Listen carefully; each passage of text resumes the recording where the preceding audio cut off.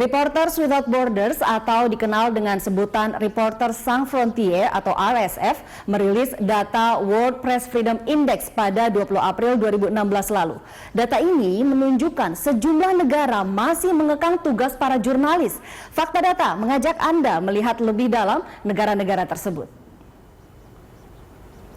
Negara di Afrika Timur ini menempati posisi juru kunci dari 180 negara. Ini sudah berlangsung selama 8 tahun terakhir.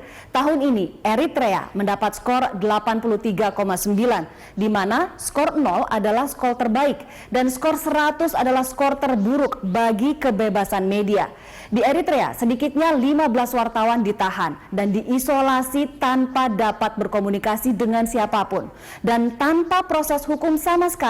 Satu-satunya opsi bagi rakyat Eritrea untuk mendapatkan informasi adalah dari televisi milik pemerintah ERI-TV. Tidak ada tempat bagi munculnya berita dari luar negeri. Reporters Without Borders menjuluki Presiden Eritrea Isaias Afewerki sebagai predator kebebasan pers di negaranya. Tiongkok berada di posisi 176 dari 180 negara dengan skor 81. Tiongkok berada di posisi ini karena memiliki skor tinggi dalam penyiksaan jurnalis, yaitu 90,4. Ini adalah skor tertinggi di dunia. Penyiksaan jurnalis di Tiongkok bahkan lebih buruk dibandingkan Syria dengan skor 84,4. Pembungkaman kebebasan bahkan terjadi dalam penulisan di akun Twitter dan blog pribadi.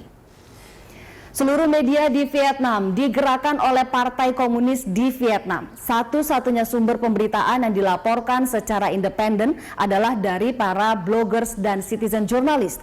Bahkan di Vietnam ada aturan yang melarang penggunaan internet untuk kepentingan pribadi. Tahun ini skor Vietnam melorot 1,6 poin dibanding tahun lalu. Vietnam ada di posisi ke-175 dengan skor 74,3.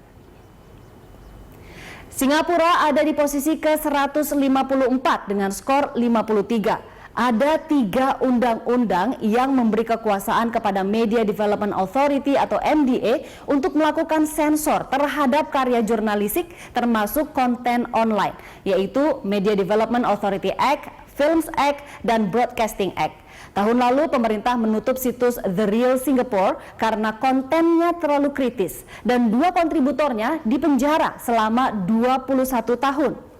Lalu di mana posisi Indonesia menurut World Press Freedom Index 2016? World Press Freedom Index menempatkan Indonesia pada posisi ke-130 pada tahun ini. Posisi ini membaik 8 peringkat dibandingkan tahun sebelumnya. Artinya, kebebasan media mengalami perbaikan.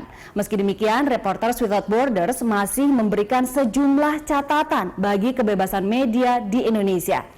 Menurut lembaga ini, media di bawah pemerintahan Presiden Joko Widodo masih terbentur sejumlah pembatasan. Sejumlah hal yang disoroti Reporters Without Borders adalah sejumlah jurnalis yang sempat ditangkap di Papua Barat. Lalu kebijakan visa yang mendiskriminasi jurnalis asing. Dan masih maraknya kasus suap terhadap jurnalis sehingga mempengaruhi pemberitaan yang dibuat. Ini terjadi karena jurnalis dibayar dengan upah yang rendah. Pemirsa, tidak hanya jurnalis global yang menilai kebebasan pers di Indonesia. Jurnalis domestik pun memberikan sejumlah catatan. Berikut catatan dari Aliansi Jurnalis Independen AJI. AJI mencatat sejak Mei 2015 hingga April 2016 terjadi 39 kasus kekerasan terhadap jurnalis dalam berbagai bentuk seperti pengusiran, perusakan alat hingga kekerasan fisik.